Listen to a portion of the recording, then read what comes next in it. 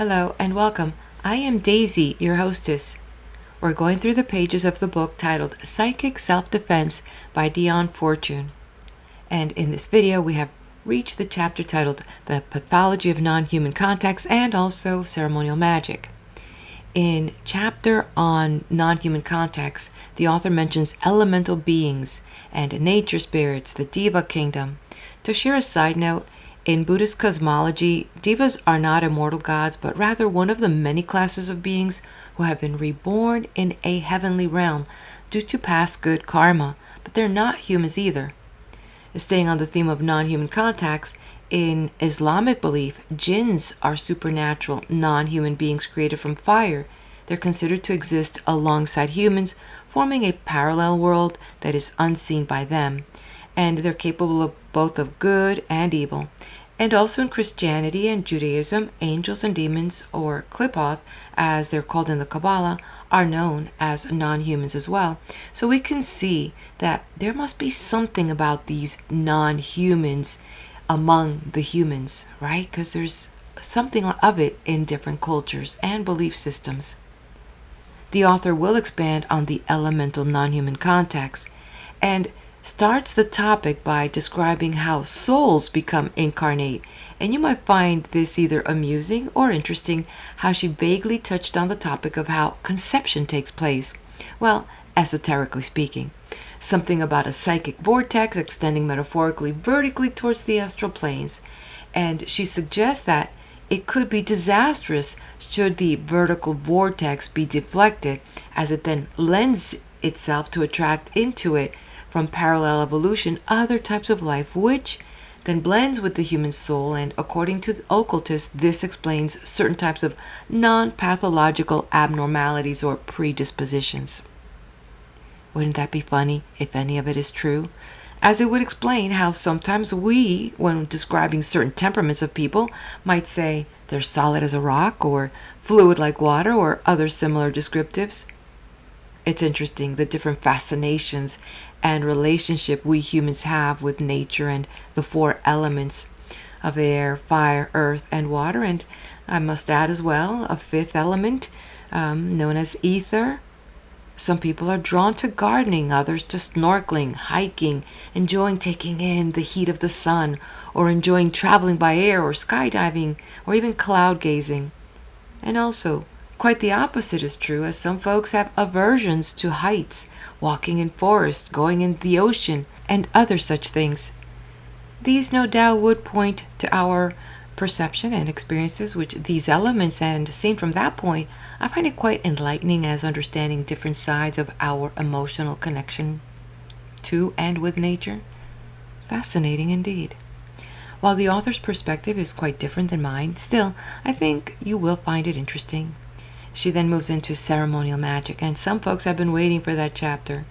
Ceremonial magic, to put it simply, is a type of ritual, specifically one that is high in complexity, involving structured rituals, effort, tools, all to gain spiritual growth and connection with higher powers. Most religions incorporate some type of ceremonial work. In Judaism, they perform the mikveh, a purification ceremony. Christianity, there's baptism and communion. The Islam have the wudu, a purification ceremony. Hinduism, they have daily rituals and certain festivals. Buddhism have the initiation rites and chanting. Shinto, they perform the misogi, a purification ceremony. Sikhism has initiation ceremonies. And these ceremonies can range from simple to complex, which may involve symbolic actions, prayers, purification, special gatherings. In addition to the intention each ceremony holds, it helps reinforce group identity. Some of the ceremonies mark life transitions and connect followers with the divine or sacred aspects of their faith. The origins of ceremonial magic can be traced back to ancient civilizations, including Egypt, Greece, and Mesopotamia. Ancient scholars and priests engaged in ritual practices to commune with gods and manipulate cosmic forces. One of the most renowned is King Solomon. The traditional non-canonical text associated with King Solomon in late antique and medieval literature depicts him as a high priest, a great magician who commanded demons and spirits using a magical ring or seal of Solomon to build his temple and perform other feats. On the other hand, the biblical text does not present him that way. His legendary wisdom and his association with the biblical accounts of his greatness were interpreted non-magically. The biblical distinction is made in that the high priesthood was a separate hereditary office held by descendants of Aaron, and Solomon's role was primarily kingly and judicial. But nonetheless, there are numerous grimoires and texts about King Solomon's magic that portray him as a powerful magician and exorcist. And while on the topic of exorcist, in an article in CatholicCulture.com, the Church has reaffirmed that the devil exists and is at work in the world. In the Catholic Church, the rite of exorcism is considered ceremonial work because it follows a structured and ritualized process involving prescribed words, actions, and religious symbols, but its classification depends on the religious tradition and the specific context of the ceremony.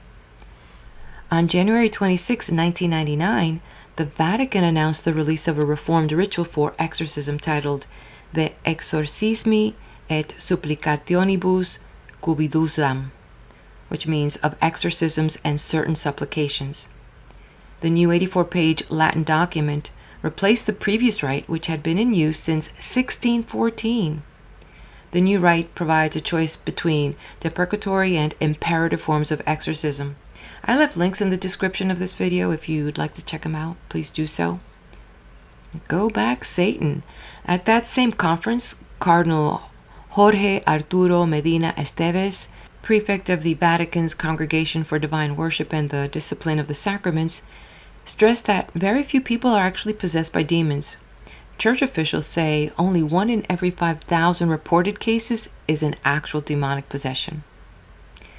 The basis for exorcism is grounded in the ministry of Jesus Christ. Many accounts are mentioned in the Bible, such as in the Gospel of Mark, chapter 1, verse 23 through 26, as well in chapter 5, verse 1 through 20, also in the Gospel of Matthew, in chapter 8, and the Gospel of Luke, chapters 4 and 8. These accounts describe Jesus casting out evil spirits with a word or command. And there is an interesting observation to note: the timing of when Jesus is shown healing many who were oppressed by demons. It was done at sunset or in the evening after sunset, as it is stated in Matthew chapter 8 verse 16, and also in Mark chapter 1 verse 32 through 34, and Luke chapter 4 verse 40 through 41. Here's an example from the book of Mark chapter 1 verse 32 through 33. Quote, "That evening, after sunset, the people brought to Jesus all the sick and demon-possessed. The whole town gathered at the door, and Jesus healed many who had various diseases. He also drove out many demons, but he would not let the demons speak." End quote. Keep in mind that exorcism is a specific form of prayer that the Church uses against the power of the devil. If you think upon the implications of that statement, there is power in prayer. Now, if you add intention to your prayer, there's more power, right? And you want to increase that for intense power? Then make those words spoken out loud. As in the context of the book of John, chapter 1, verse 1, quote, "In the beginning was the Word, and the Word was with God, and the Word was God." End quote. Some biblical scholars interpret that as saying that the Christ was already there at the time of creation, and if one follows a sequence line of thought, where then in the book of John, chapter 14, verse 12, it is written that Jesus said, "Very truly I tell you, whoever believes in me will do the works I have been doing, and they will do even greater things than these, because I am going to the Father." One can conclude that this connection with the Father is a mighty one. And as I reach the conclusion of my introduction, I tend to agree with the author that one should not meddle with things that one has no knowledge of, to include touching sacred objects of another, be it relics, statues, etc., as some of these things are consecrated, not just with intentions, but some with the blood of human sacrifice. Remember, as I've said, some of you that have been following along know that one of my careers, many hats I've worn, is that of a police officer in South Florida. and I have seen my share of things. Again, I will repeat the same as I did in the previous video. Due to the nature of this content, I am inclined to forewarn you that this topic is very delicate, and if your mind is prone to speedy imaginations and vivid fantasies, I would recommend clicking off. We now continue with the reading of Psychic Self-Defense by Dion Fortune. Chapter 7. The Pathology of Non-Human Contacts. There are other forms of life as well as ours whose fear of evolution impinges upon the earth. In the realm of folklore, we constantly meet with the idea of intercourse between the human and the fairy kingdoms, of the marriage of a human being with a fairy spouse, or the theft of a child by the fairies, an impish changeling being left in its place. We shall be rash if we assume that an extensive body of folk belief is entirely without foundation in fact. Let us therefore examine these old and crude beliefs and see whether we can find any grounds for them, and if so, what the real nature of the facts may be, and whether they throw any light upon modern psychic phenomena of the kind we are considering in these pages. There are many of us who have met people who might well be described as non-humans, soulless, in that the ordinary human motives are not operative with them, nor do the ordinary human feelings prompt or inhibit them. We cannot but love them, for they have great charm, but we cannot but dread them as well, for they spread an infinitude of sufferings around them. Although seldom deliberately evil, they are singularly detrimental to all with whom they come in contact. They, for their part, are unhappy and lonely in our midst. They feel themselves to be alien and uncompanioned. Every man's hand is against them, and in consequence it all too often happens that their hand is against everyone, and they develop a puckish malevolence, though there is seldom calculated evil doing. Gratitude, compassion, good faith, morality, and common honesty are utterly foreign to their natures, as far beyond their conception as the differential calculus. They are not immoral, however, but simply non-moral. On the other hand, they possess the virtues of absolute sincerity and great courage. In terms of human ethics, they are undesirables, but they have an ethic of their own to which they are loyal, and that is the beauty which is truth, and this is all they know, and as far as their life is concerned, all they need to know. In appearance, they are usually small and slight, possessing unusual physical strength and endurance, but very liable to nervous exhaustion and brainstorms. In social relations, they take violent likes and dislikes. They show a facile and demonstrative affection towards those they like, but quickly forget them. Gratitude and pity are unknown to their nature. Towards those they dislike, they are pettily malicious, and in all relations of life they are utterly irresponsible. One cannot describe them better than to say that they resemble nothing so much as a blend of Persian kitten and pet monkey. They have the beauty and aloofness and charm of the cat, and the amusing mischievousness, destructiveness of the monkey. Many human beings hate them at sight. Others are fascinated by them because they bring with them a sense of unearthly beauty and a quickening of the life forces. I have been able to investigate the history of two such beings, and it is interesting to note that both of them were conceived while their mothers were under the influence of drink. There's a very great deal of information available concerning the occult aspects of the incarnation of souls, but not much of the knowledge concerning the actual facts of conception has ever found its way into print. I have given a little in my book, The Esoteric Philosophy of Love and Marriage. I cannot enter into the subject deeply in these pages, for it would be too much of a digression. Some points, however, it is essential to touch upon for a comprehensive survey of our subject.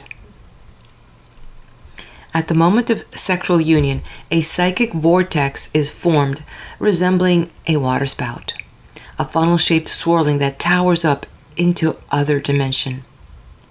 As body after body engages, the vortex goes up the planes. In all the cases, the physical, etheric, and astral bodies are involved. The vortex, therefore, always reaches as far as the astral plane. A soul upon the astral plane may be drawn into this vortex if it is ripe for incarnation, and thus enter the sphere of the parents. If the vortex extends higher than the astral plane, souls of different type may enter this sphere. But such extension is rare, and therefore it is said that man is born of desire, for few are born of anything else. But this vortex may not only extend vertically up the planes, speaking metaphorically, but it may also, under certain conditions, be deflected, as it were, out of the normal human line of evolution, so that it's open and extends into the sphere of evolution of another type of life. Under such circumstances, it is theoretically possible for a being of a parallel evolution to be drawn into incarnation in a human body. Occultists hold that this occasionally occurs and explains certain types of non-pathological abnormality which are occasionally met with. These non-humans are either adored or hated by their human associates. They have a peculiar fascination for certain types of temperament, the types that psychologists call the unstable. In these types, the subconscious comes very near to the surface, deep calls to deep, and they are instinctively drawn towards the elemental kingdoms. There is nothing more disastrous than marriage with a non-human, for they have nothing in their nature that can satisfy the normal human yearnings for affection and sympathy. The one saving feature in such a union is that grounds for divorce are invariably readily available, for the morals of the non-human are those of the barnyard. The power of non-humans to injure their enemies is comparatively small, for they are aliens in a strange land when incarnated in human form, and cannot avail themselves of any of the ordinary human resources of mischief. They are, in fact, singularly defenseless and helpless, and themselves suffer acutely at the hands of society. It is otherwise, however, in their relations with their friends. They seem to have an infinite capacity for inflicting hurt on those who love them, not deliberately or maliciously, but like a child pulling flies to pieces out of idleness, not realizing what it is doing. Obeying the laws of their own nature, they are destructive to beings of the human evolution. Yet what other laws can they obey? For them to submit to our standards is to deny their deepest instincts. The effect they have upon those who love them constitutes such a well-marked syndrome among the psychic pathologies that we must consider it in detail. The person who forms a rapport with a non-human becomes deeply stirred by the elemental forces that find ingress to our sphere through the channel of this wandering and alien soul. He becomes, as it were, drawn away from normal human things and set wandering upon the confines of the fairy kingdom, and yet he can find there no rest for his foot and no sustenance for his soul. The story of the handsome fish lad and the mermaid is indicative of this condition. She loves him, draws him to her, and he drowns, for he cannot live in the element of water. The explanation of the curious power, both of fascination and destruction, which is exercised by non-humans, may lie in the fact that they belong to one element only, whereas in man, all four are combined. Any elemental contact is stimulating to us because elemental beings pour forth in abundance the vitality of their own particular sphere, and this vitalizes the corresponding element in ourselves. But if a four-element creature is drawn into the sphere of a single element, he is poisoned by an overdose of the one element in which he finds himself and starved of the other three. It is for this reason that mortals in the fairy kingdom are always said to be enchanted or asleep. They are never living normally in full possession of their faculties.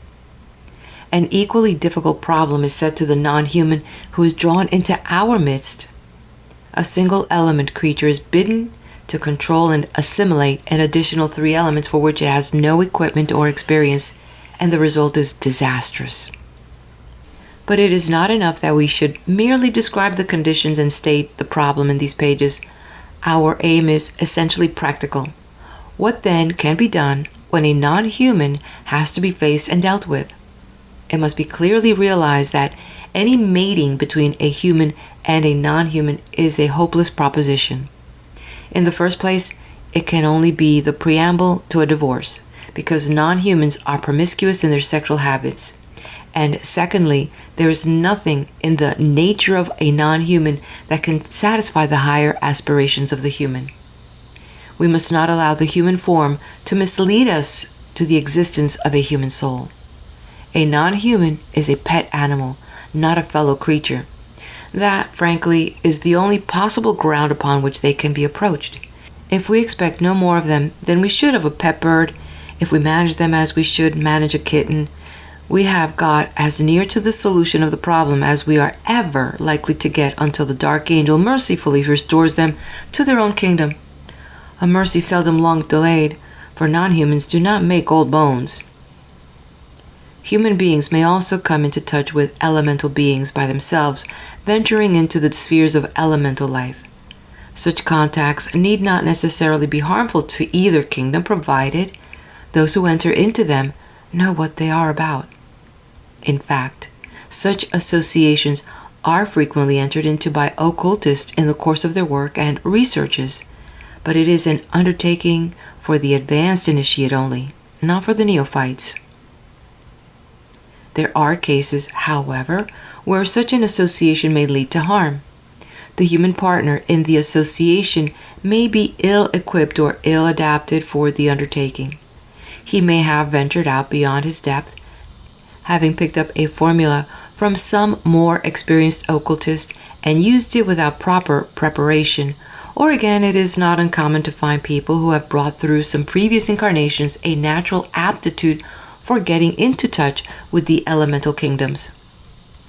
In such cases, it may occur that an elemental who has had experience of relations with human beings may deliberately get into touch with them.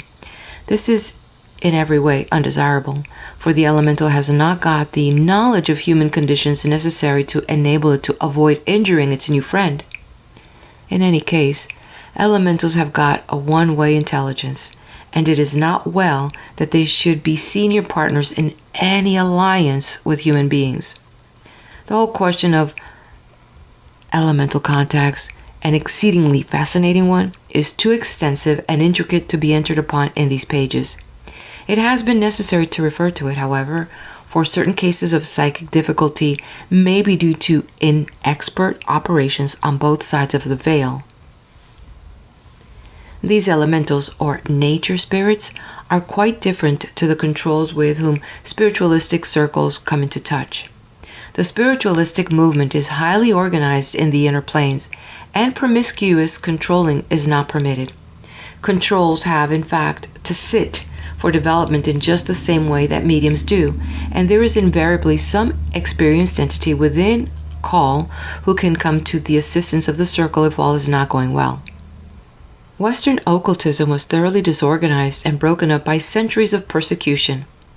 Its inner plane conditions, consequently, present many tangles and gaps even to this day.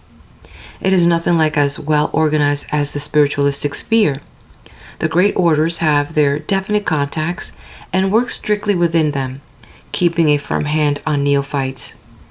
Outside the orders, there's a good deal of chaos and banditry, and it is unwise to venture far save in the company of an experienced occultist who understands the technique of the methods employed. There are many people for whom the Deva Kingdom, as the sphere which the elementals share with the nature spirits is sometimes called, has a great fascination, and they try by meditation and ritual to get into touch with it. In my opinion, it is decidedly risky for a person who is not an initiate to attempt this work. It is exceedingly apt to lead to mental unbalance, if not to actual obsession. Not that the nature contacts are evil, but that they are profoundly disturbing to the human consciousness because they stir those atavistic depths which the psychoanalyst aims at laying bare by means of his technique. Anyone who is acquainted with the literature of practice of psychoanalysis knows that the abreaction is an important factor in this system. It is a crisis and can, for the time being at any rate, upset the patient pretty thoroughly and exacerbate all his symptoms. When we touch the elemental contacts, we get the same reaction that is caused by psychoanalysis when the sensor is being penetrated. Persons in whom the subconscious mind is near the surface, such as the artist, the crank, the unstable, and for the matter of that, the genius in any walk of life, love the elemental contacts because they stimulate the elemental forces in their own nature, which are to them the springs of their power and inspiration.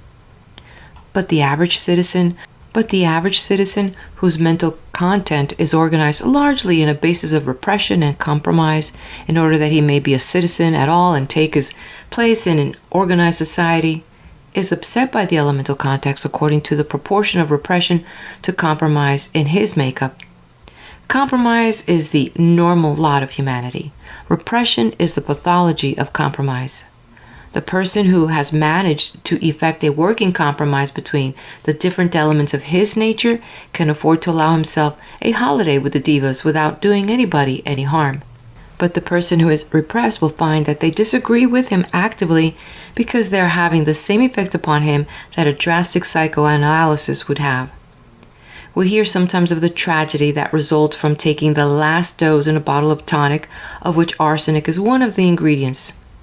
This is due to the fact that the bottle has not been thoroughly shaken up each time a dose has been taken, so that the arsenial sediment has all collected in the last dose and reached a poisonous concentration. So it is with the elemental contacts. They are potent tonic, but they can reach a poisonous concentration under unsuitable circumstances. I have never come across or heard of a case of pathology due to the fascination of the elemental of earth. It is not an element that usually attracts the amateur experimenter, though the initiate appreciates its value and importance. I have come across cases, however, of sensitive people dwelling in a mountainous country, especially in narrow gulches where there is a paucity of sunlight, who have become obsessed with the fear of the mountains. They do not fear so much that the mountains will fall upon them as they will close over them, as the cave closed upon the children who followed the Pied Piper of Hamelin. The psychiatrist will, of course, recognize this symptom as belonging to the well-known psychoneurosis of claustrophobia. This, however, does not invalidate my statement, for in my opinion, we may find that in a more intimate knowledge of the elemental kingdoms, we shall come upon to the clue to both claustrophobia and agoraphobia. Mountaineers also know this peculiar terror with which the great hills can obsess mankind. It is neither giddiness nor mountain sickness, but a curious oppression of the spirits by the overwhelming grandeur of nature. The same force, when not at a poisonous concentration, inspires the passion, love of the hills or the sea that Kipling has celebrated so gloriously in one of his poems. The pathologies of the element of water may be a fascination so great that a man will walk out into the sea until he drowns. Swinburne had this peculiarity and has immortalized it in several of his poems. Strike out as the heart in us bids and beseeches, a thirst for the foam. On one occasion, he was picked up in the open sea by a Breton fishing smack, swimming tirelessly many miles from land, borne on the sea by currents, but oblivious of his danger. Being rescued, he sat upon the deck with his mane of red hair drying in the wind, chanting sea poems to his rescuers, a spectacle that one would have given much to witness. Another curious case of water pathology I knew personally. A very level-headed woman, a schoolteacher, was obsessed by a horror of rough waves. She always declared that if she went on the seafront to watch a storm, the waves made a dead set at her. She lived at a seaside place, but so great was her dislike of the waves that she did not care to walk on the promenade when the tide was in. She was cured of her fear in a curious way. She took initiation into co-masonry and found to her surprise that from that day forth she was free from her fear of the sea. I'm not a co-mason and speak subject to correction, but I believe I am right in saying that co-masonry differs from other forms of masonry in that elemental invocations have been introduced into it. The element of air, as all occultists know, is a very tricky element to deal with. More initiates turn off the path in the grade of the air than in any other, and it is rare to see a ritual of air worked without something being dropped or knocked over. It is a quarrelsome element. When it is being worked, the operators are apt to bicker and squabble. It is also intimately associated with sex, as is revealed by its symbolism. If an occultist is making a magic circle and for any reason wishes to seal it with cherubim of the elements instead of the archangels, as is more commonly done, and feels himself unequal to the task of drawing a presentable eagle, the symbolic form of the cherub of air, he will use the zodiacal sign for Scorpio. The evolutionary connection between the snake and the bird is well known to biologists, but long ages before Darwin, initiates used the serpent and the eagle to represent the unsublimated and sublimated aspects of the life force. The scorpion connects with the serpent through the dragon. I had a very curious experience myself in connection with the element of air. I am betraying no secrets if I say that certain grades of initiation refer to the elements, for the fact is too generally known and too obvious for it to be any more mysterious than the Queen of Spain's legs. To begin with, I have an exceptionally bad head for heights, and as the abyss of height belongs to the element of air, I obviously have no natural affinity with it. The ceremony went exceptionally badly, even for an air ritual. Two of the principal officers, husband and wife, helped to maintain its reputation as a contentious element by having a family jar in the middle of the proceedings, and the usual upsets and smashings occurred on a generous scale. For the next fortnight, I lived in the midst of a cataclysm of crockery. I smashed my way through the entire tea sets and all the mantelpiece ornaments. The ornaments just fell off the mantelpiece one by one of their own accord. I actually saw two of them do it. I did not know at the time that the element of air had this sinister reputation. I realized that something queer was afoot, however, and asked my teacher about it. She was much amused, but I was not, because it was my crockery that was supplying the raw material for the phenomena. She advised me to get into sympathetic touch with the sylphs, as the initiation had evidently not been altogether successful.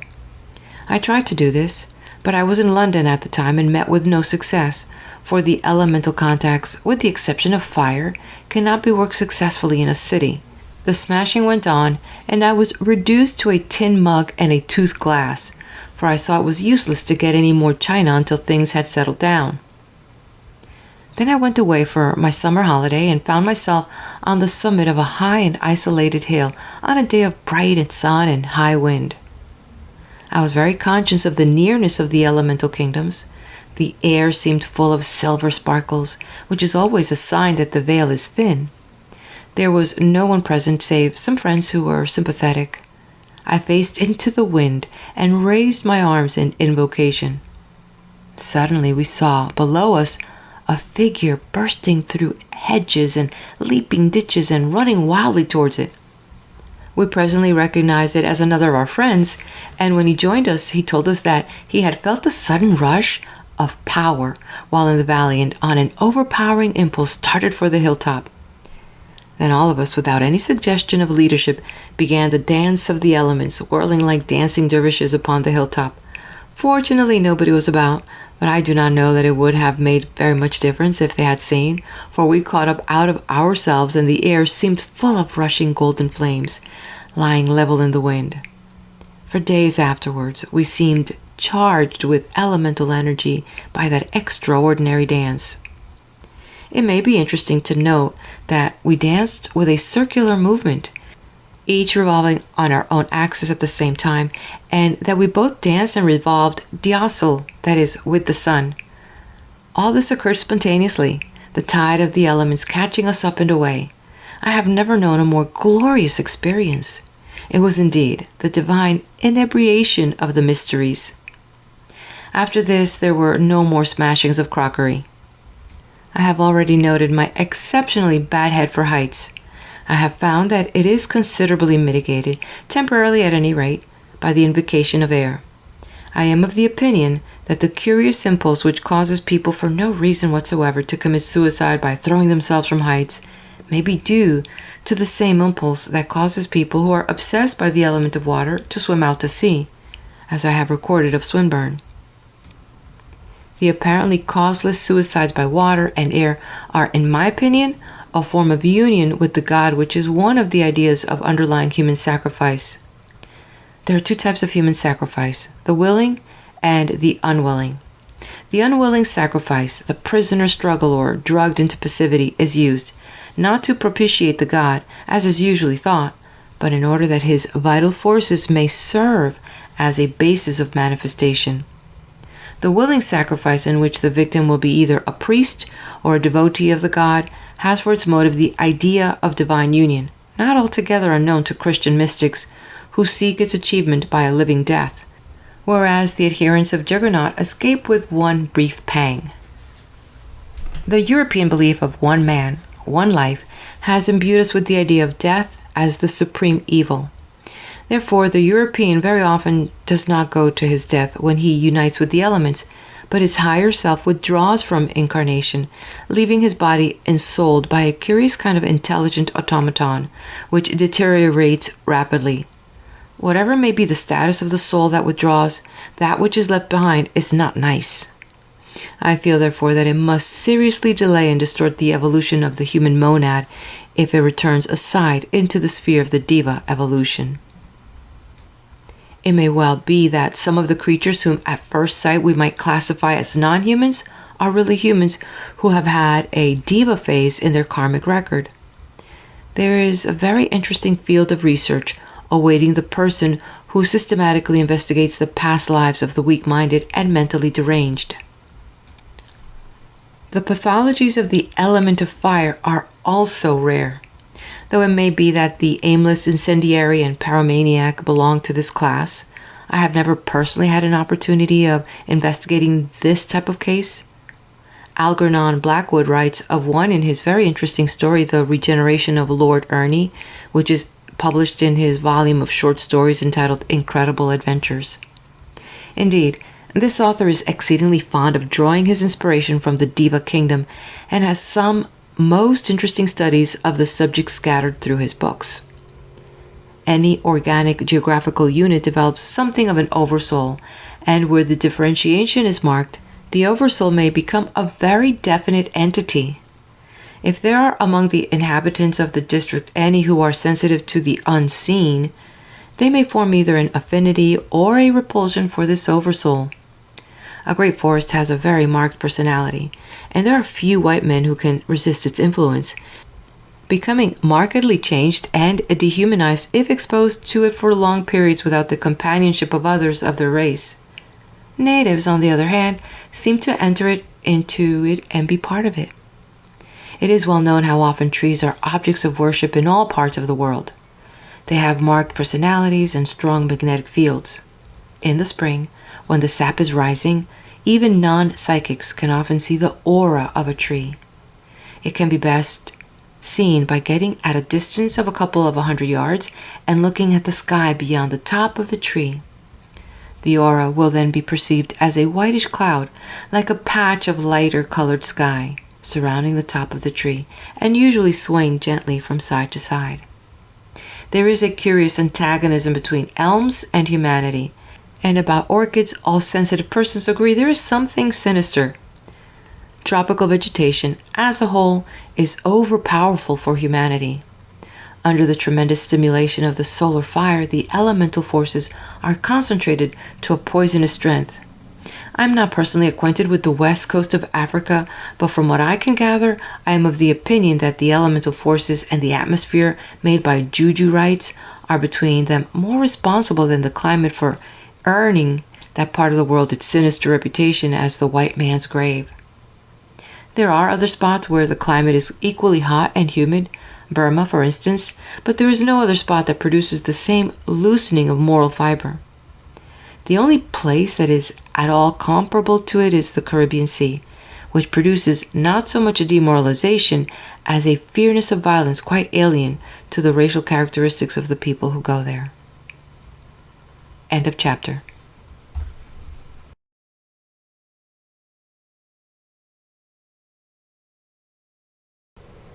Chapter 8.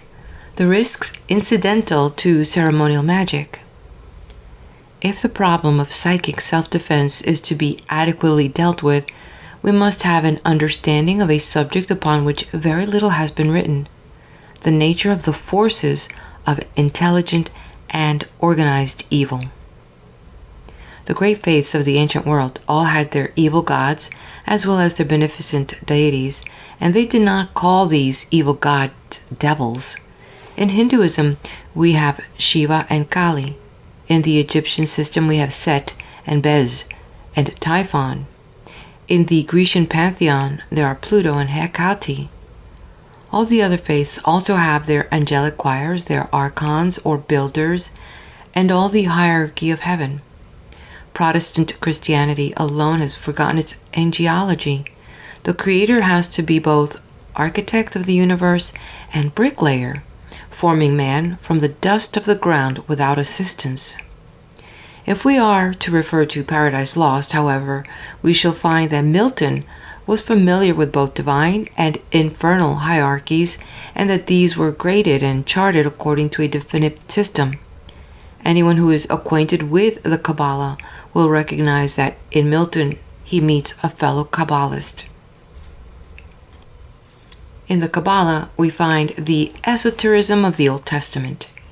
I propose to use the Kabbalistic terminology to explain the esoteric theory of evil because, firstly, it is the one I am most familiar with. Secondly, it forms the basis of Western occult thought, and all medieval magic is based upon it, together with much modern magic. Thirdly, it is, in my opinion, singularly lucid, coherent, and comprehensive, and being a system consecrated by antiquity, I cannot be accused of romancing or fabricating my own system. In order to render my concepts clear, a brief explanation of Kabbalistic doctrine must be given, as it is not possible to enter into an exposition of this vast system.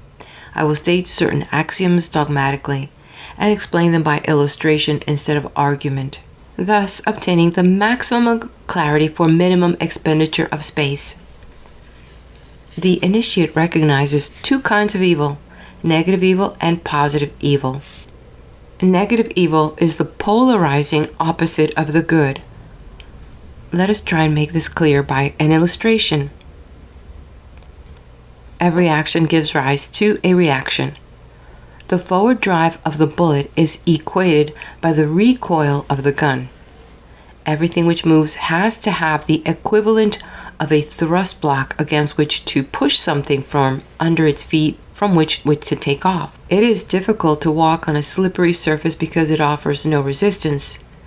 We must have something for the foot to grip, to push against, and give us the forward impulse at each step. Negative evil is the thrust block of good, the principle of resistance, of inertia that enables good to get a purchase. But negative evil is more than this.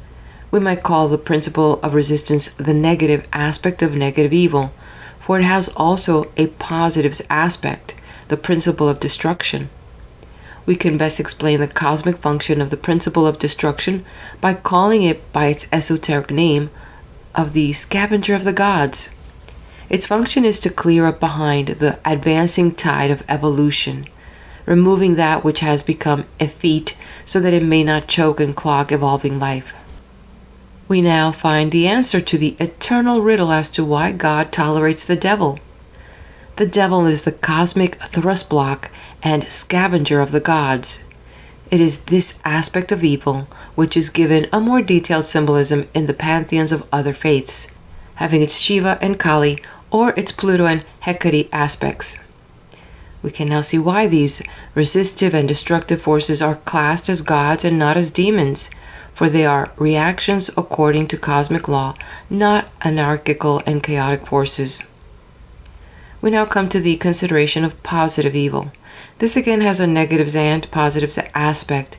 Its negatives aspect is pure chaos, unformed substance, and uncoordinated force. It has been aptly called the cosmic abortion.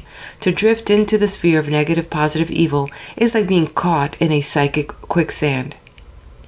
We are now ready to consider the sphere of positive evil.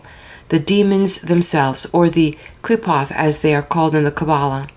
In order to understand their significance, we must make a further excursion into Kabbalistic philosophy. The Creator is conceived of as bringing the universe into manifestation through a series of divine emanations, 10 in number. These are called the 10 Holy Sephiroth, and are represented in a diagram as arranged in a particular pattern. This is the famous Tree of Life, the key to all symbolism. The Sephiroth were not emanated independently, each from the divine source, but overflowed the one from the other. As soon as one Sephira was emanated, another. These two are said to be in equilibrium, compensating each other.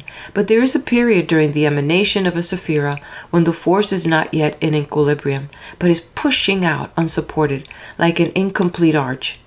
It is the uncompensated force emanated during this epoch of unbalance, and never subsequently absorbed after the establishment of the new sphere, which constitutes positive evil.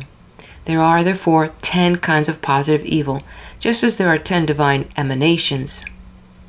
To these spheres go, according to their kind, all the evil imaginings of the heart of man that are not neutralized by repentance or compensated by the overplus of good in other members of the same group soul. There is a deep occult doctrine here which we cannot enter upon now. It must suffice to state it dogmatically in explanation of the Kabbalistic conception of the Qliphoth. When we consider all that must have been poured into these 10 sinks of iniquity since the days of Atlantean magic, through the decadence of the Babylon and Rome, down to the Great War, we can guess what rise up from them when their seals are broken. Not only do influences emanate from them which tempt and corrupt souls, each according to its susceptibility, but time has served for the formulation of evil intelligences. These probably originated through the workings of black magic, which took the essential evil essence and organized it for purposes of its own. The beings thus formulated assumed an independent existence, developed and multiplied their kind. They appear as dreams and hallucinations, and may produce a considerable degree of objective phenomena, such as noise, to positive slime or blood, balls of light, and above all, stenches of an amazing pugnancy. The 10 divine emanations are personified as archangels, and the 10 infernal emanations are personified as archdemons. It is these which are the names of power in magic. Each Sephira, then, has its obverse side in the corresponding Qliphotic demon. The initiated adept always gains control over the demonic force before he attempts to utilize the angelic force which, by the appropriated means, can be contacted in each Sephira. If he does not do so, he contacts them both simultaneously. Moreover, the planets, the elements, and the signs of the zodiac are all intimately connected with the Sephiroth, being arranged upon the Tree of Life in a pattern known only to initiates. The initiated adept is exceedingly careful what he does when he is working with these potencies because he knows that he has always got the Qliphoth in the background. The uninitiated occultist goes ahead gaily, juggling with such names of power, and, as he has picked up from the innumerable books on the subject now available for the general reader, thinking that if he does not invoke the demons, he will not get them. He forgets that every planet is a Jekyll and Hyde. Consequently, ceremonial magic has got a bad name owing to the unpleasant frequency of untoward results, just as surgery got a bad name before the days of Lister. It is the imperfect technique that is the trouble. I was once doing some experimental work with geomancy, which is a method of divination belonging to the element of earth. Now, all divinations, when performed according to their esoteric formula, always begin with an evocation of the genius that presides over that particular operation. The genii of geomancy are not of a very high type. I was imperfectly familiar with the method and was trying to set up my pick figure on a piece of paper instead of using a tray of wet sand, as I should have done. Things began to go wrong, and the room was filled with the most terrible stench of drains. The appropriate banishing ritual was immediately performed, and the air cleared, but there was not much doubt about the objectivity of this phenomenon while it lasted. A very interesting case is given in the Occult Review for December 1929 in a letter to the editor signed H. Campbell. Desiring some information which I could not get in any ordinary way, I resorted to the system of Abramelin, and so this end prepared a copy of the necessary talisman, perfecting it to the best of my ability with my little stock of knowledge. The ritual performed, I proceeded to clear my place of working. A little knowledge is a dangerous thing. My ritual was imperfect, and I only rendered the talisman useless without in any way impairing the activities of the entity invoked. This looks like nothing else than gross carelessness on my part, and to a certain extent this is true. But the point I wish to make is this, that my knowledge of this particular system, and therefore my ritual, were imperfect, and in any case, I had been shown no method of combating this particular entity when once aroused. Now note the results. Unfortunately, I have no account of the date when these occurrences began, but the first hint of trouble must have come on about March 3rd, 1927. I can guess the date with fair accuracy because I was to learn the manifestations were always strongest about the new moon, and after I had gone to sleep, upon this occasion, I can remember waking up suddenly with a vague feeling of terror oppressing me. Yet it was no ordinary nightmare terror, but an imposed emotion that could be thrown off by an effort of the will. This passed almost as soon as I stood up, and I thought no more about it. Again, on April 2nd, or thereabouts, I was troubled by the same feeling, but regarded it as nothing more than a severe nightmare, though the fact that my sleep was distorted towards the time of the new moon had occurred to me, while as full moon drew on, the nights were peaceful again. The new moon of May, I brought a recurrence of the trouble, this time very much more powerful, and necessitating an almost intolerable effort of will to cast it off. Also, it was about this time that I first saw the entity which was rapidly obsessing me. It was not altogether unlovely to look at. Its eyes were closed, and it was bearded, with long flowing hair. It seemed a blind force slowly waking to activity. Now there are 3 points which I must make quite clear before I proceed. In the first place, I was never attacked twice in the same night. Secondly, when I speak of physical happenings, the smashing of glass and voices, they were never, with one absolutely inexplicable exception, actual but pure obsessions. And this leads to the third point. Not one of these incidents happened while I was asleep. Always I found myself awake with the terror upon me and struggling violently to cast off the spell. I have had nightmares before, but no nightmare that I have ever had could hold my mind in its grip for minutes at a time as this did, or send me plunging through a 10-foot-high window to the ground below. The first indication I had that these visitations were absolutely out of the ordinary course of events came on May 30th. About midnight, I was suddenly awakened by a voice calling loudly, "Look out!" And at once I became aware of a red serpent coiling and uncoiling itself under my bed and reaching out onto the floor with its head. Just as it was about to attack me, I jumped through my window and came to earth among those rose bushes below, fortunately with no more damage done than a badly bruised arm. After this, there was absolutely peace until June 30th, when the real climax came. I had seen the thing again on the night of the new moon and had noticed considerable changes in its appearance. Especially it seemed far more active, while its long hair had changed into serpent heads. The night after, I was awakened by a violent noise and jumped out of bed. I then saw the noise was caused by a great red obelisk which crashed through the west wall of my room and leaned against the wall at the east end, smashing both that and the window to pieces but missing my bed, which was in an alcove to the left of its path. In its transit it had smashed all the mirrors, and the floor and top of my bed were strewn with broken glass and fragments of wood. This time the obsession must have lasted some minutes. I dared not move for fear of cutting myself, and to reach the matches wherein I knew lay safely, I had to lean across the bed and again risk the glass. Yet in my heart I knew that all this was false, but had no power to move. I could only stand there, incapable, looking at the shattered room in a state of hopeless terror. And now comes the most extraordinary part of the whole business. When I finally mastered the obsession, I went to bed again, dead tired, and I know that the only sound I made that night was jumping to the floor. Also, my room is at least 100 yards from the rest of my family, yet next morning at breakfast, I was asked what was the terrible noise in my room during the night. After that, I realized that the game was up. I had not taken these occurrences lying down, but I knew that it was impossible for me to try and control the force which I had set in motion. In desperation, I turned to a good friend, who I was aware knew much of these things. She did not hesitate, but came at once to my assistance, and from that day to the present, the trouble has absolutely gone from me.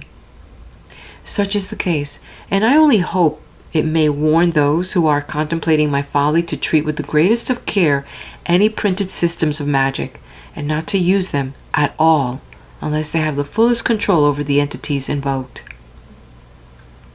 Among the general public who do not dabble in occultism, the results of a magical mishap are never seen, and the only doctors who ever see them are fellow initiates who happen to be medical men, and they naturally keep silence.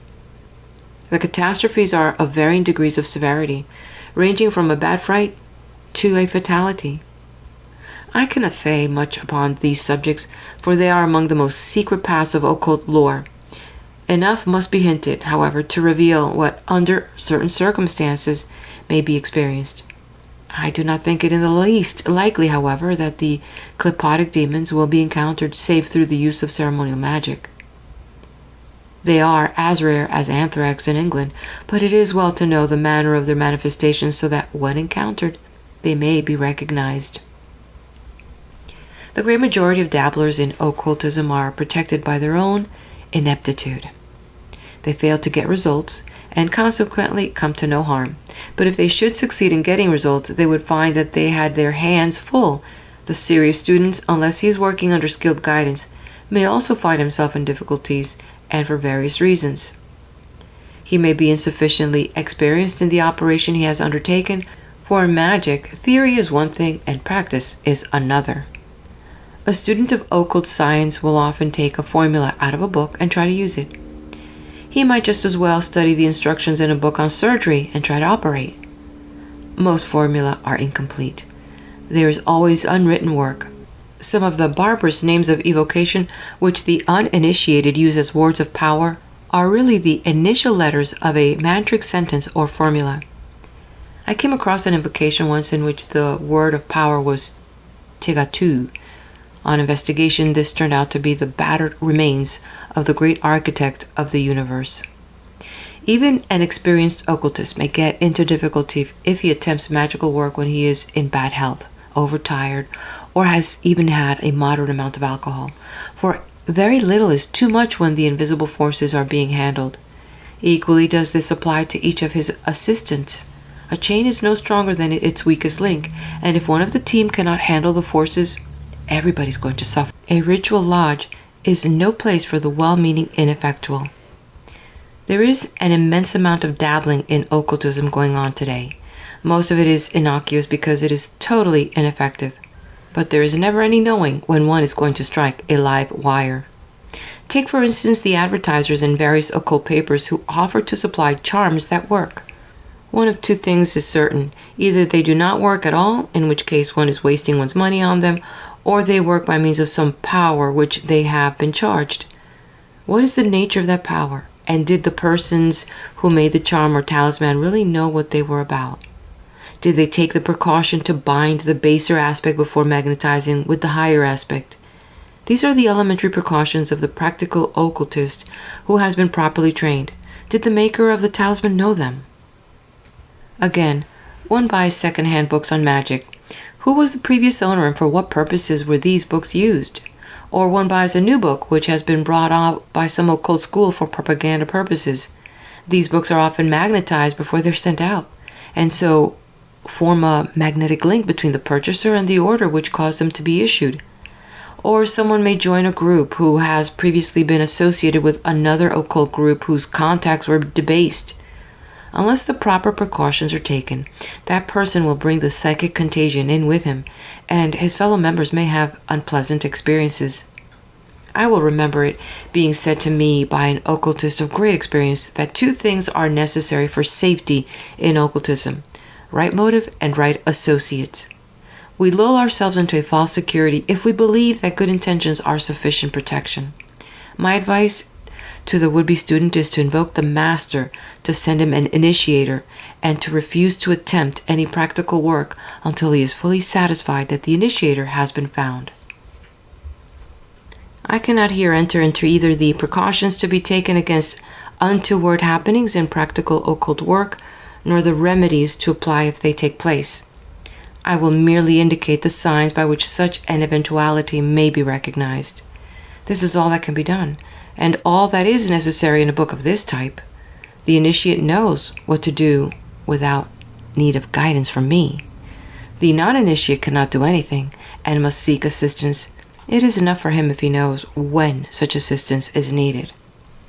If things go wrong in the course of a magical ceremonial, the power shorts and someone, it may be the operator or it may be the weakest person in the team, gets knocked out as if he had received a punch from an invisible pugilist. When picked up, he will be very dazed and badly shaken and will certainly be some days, possibly weeks, before he gets over it. He will be in a state of complete prostration and considerable mental confusion, which will gradually wear off. Unless there is some organic defect, such as hereditary mental instability, a bad heart, or hardened arteries, there will be a complete recovery, given time. But naturally, it is a bad outlook should one of these conditions be present, and those who have them should not take part in occult experiments. Personally, I do not believe that the invisible forces alone will ever actually cause the loss of life or permanent disability in the absence of any physical lesion. The person who goes out of his mind as the result of a psychic shock would have gone out of his mind if he had been in a railway disaster or any other drastic emotional experience. Unless the psychic atmosphere indicates otherwise, it is not necessary to do any banishings or take any precautions against obsession, because the power has dispersed itself in the very act of inflicting the shock. During my early days of occultism, I developed my powers very rapidly because I recovered the memories of previous incarnations en bloc, and with them the capacities acquired in previous lives, and I shook myself up severely on numerous occasions before I learned the technique of handling the invisible forces. I never experienced any permanent ill effects from any mishaps, though I admit that upon occasion I have been extricated by my friends from a considerable amount of debris. During the early days of my occult career, a girl was brought to me by a mutual friend who told me that the mother of this girl, an ardent student of occultism, seemed to have a terrible effect upon her daughter. The mother was a widow, and mother and daughter lived together under very comfortable material circumstances. But whenever the girl made a friend or showed any desire to leave home, the mother performed extraordinary antics, coming to the daughter's room at night and drawing signs in the air about her bed. The effect of all this upon the girl was most peculiar. She felt unable to free herself from the mental domination the mother had obtained over her, and she was wasting away in a most curious fashion.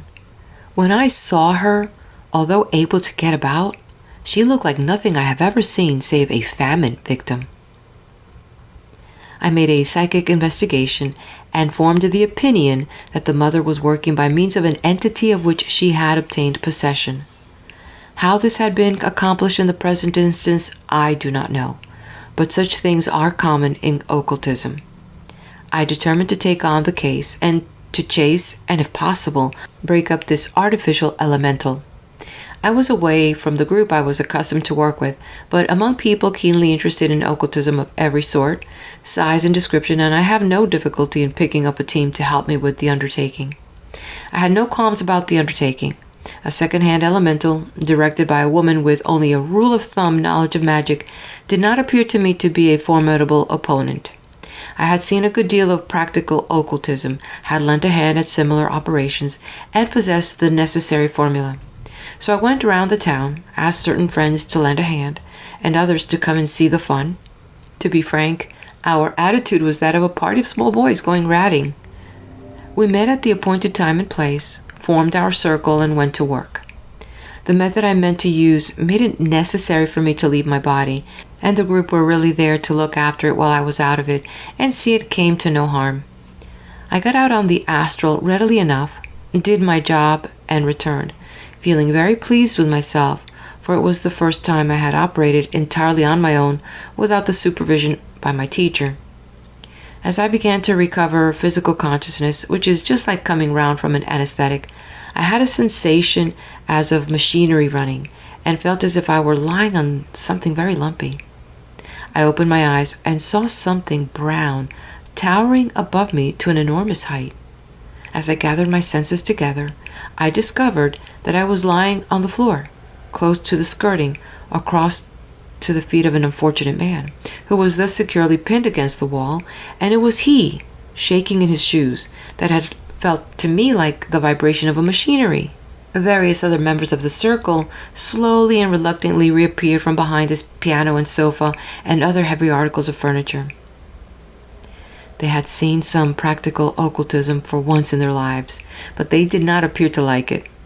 It appears that after I had gone out and left them with my unconscious body, they got a good deal of phenomena in the way of bells and voices outside the circle.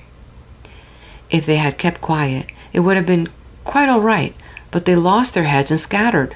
Then, the circle being broken, I began to perform antics, arching up on my head and my heels in some way that has never been explained, arriving at the far side of the room at the feet of one of the circle, which, of course, did not improve matters.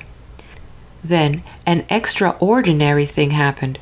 We were just gathering ourselves together, thinking that everything was over, when a force of what nature I have never known suddenly rushed round the circle, and one member seemed to take the brunt of it. He went flying across the room and landed, fortunately for him, face downwards in an armchair, and was ill in bed for 3 weeks. While all this was going on, the father of one of the people taking part became uneasy about her and walked across from where he lived at the far side of the little town to see what was happening.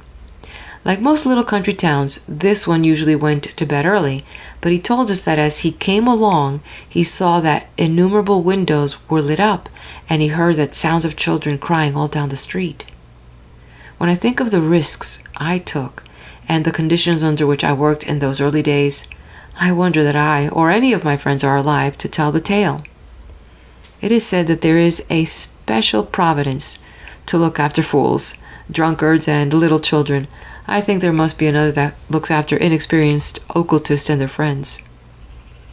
It may be interesting to note that as a result of this operation which I so rashly undertook, the girl was entirely freed from the domination of her mother and began forthwith to put on flesh and rapidly became normal. That end of it, at least, was entirely successful. Another very curious case is that referred to in the Occult Review of January 1930. The mysterious death of a student of occultism, Miss N.